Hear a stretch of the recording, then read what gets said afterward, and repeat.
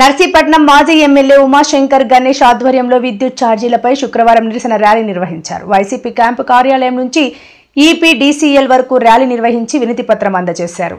Current ఛార్జీల బాధుడిపై YSR Congress party పోరుబాటు కార్యక్రమం చేపట్టడం జరుగుతుంది. అందులో భాగంగానే ఈరోజు నర్సీపట్నం నియోజకవర్గంలో పార్టీ నాయకుల ఆధ్వర్యంలో మరి వైఎస్ఆర్ కాంగ్రెస్ పార్టీ అభిమానులు పార్టీ నాయకులు అందరూ కూడా ఈ కార్యక్రమంలో పాల్గొనడం జరుగుతుంది.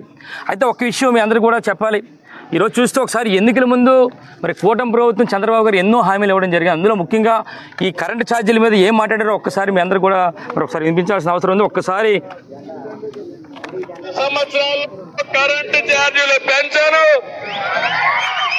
మీరే కరెంటు ఉత్పత్తి చేసే పరిస్థితి తీసుకొస్తా, మీరే వినియోగం చేసుకునే పరిస్థితి తీసుకొస్తా,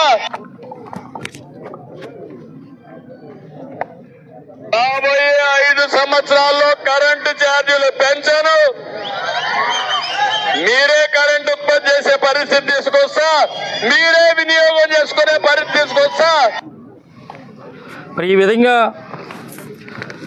చంద్రబాబు గారు ఎన్నికల ముందు మరి హామీ ఇవ్వడం జరిగింది. ఏమన్నారు ఒకసారి మళ్ళీ మీ అందరికీ ఏంటంటే, రాబోయే 5 సంవత్సరాల్లో మా ప్రభుత్వం వస్తుంది, 5 సంవత్సరాలు కూడా కరెంటు ఛార్జీలు పెంచమని చెప్పి అంటూ మీరే కరెంటు ఉత్పత్తి చేసే పరిస్థితి తీసుకొస్తాను, మీరే వినియోగం చేసుకునే పరిస్థితి తీసుకొస్తానని చెప్పి ఆ రోజు ఎన్నికల ముందు చెప్తే పాపం చాలామంది రాష్ట్రంలో ప్రజలందరూ కూడా నిజంగా ఈ విధంగా హామీ నిలబెడతారనే ఉద్దేశం మీద మరి కూటమి ప్రభుత్వం గెలిపించారు. తీరా అధికారంలోకి వచ్చారు. సుమారు 6 నెలలు అయింది.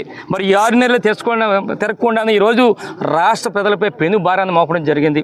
ఎందుకంటే ఒక్కసారి ఈ నియోజకవర్గ ప్రజలు కానీ రాష్ట్ర ప్రజలు కానీ ఒకటే చెప్తున్నాం, ఈరోజు మీ బిల్లులు చూడండి, కరెంటు బిల్లులు అక్టోబర్ నెలలో ఏ విధంగా వచ్చే చూడండి, అలాగే నవంబర్ డిసెంబర్ నెలలో ఏ విధంగా వచ్చే చూడండి, వ్యత్యాసం ఏ విధంగా ఉందో ఒకసారి చూడాలని చెప్పి సందర్భంగా తెలియపరుస్తున్నాను. ఎందుకంటే ఈరోజు మరి నవంబర్ నెలలోనే సుమారుగా రాష్ట్ర వ్యాప్తంగా సుమారుగా 6,000 కోట్ల రూపాయల భారాన్ని ఈరోజు రాష్ట్ర ప్రజలపై పెట్టడం జరిగింది. అలాగే డిసెంబర్ నెలలో మరొక 9,412 కోట్ల రూపాయలు, అంటే సుమారుగా ఈరోజు రాష్ట్ర వ్యాప్తంగా ప్రజల మీద సుమారుగా 15,485 కోట్ల భారాన్ని ఈ కూటమి ప్రభుత్వం పెట్టిన సంగతి మీ అందరూ కూడా తెలియపరచడం జరుగుతుంది. ఇప్పుడు అంటే చాలామంది నాయకులు అంటారు, కొంతమంది నాయకులు ఇదంతా కూడా కరెంటు ఛార్జీలు పెంచామంటే పెరిగాయంటే దానికి కారణం జగన్ అని అంటారు. అసలు మతి ఉండి మాట్లాడుతున్నారు, మతి లేక మాట్లాడుతారు, అర్థం కావట్లేదు. ఈరోజు ఈ ప్రభుత్వం ఎవరు అధికారంలో ఉన్నారు? మరి కూటమి ప్రభుత్వం అధికారంలో ఉంది. మరి సుమారుగా 6 నెలలు అయింది అధికారంలోకి వచ్చి, ఇంకా జగనన్న మీద మీరందరూ కూడా బురదజల్లి కార్యక్రమం చేస్తారంటే ప్రజలు మరి చాలా సిగ్గుగా మరి అందరూ మాట్లాడుకున్న సంగతి అందరూ కూడా తెలిసిపరచారు.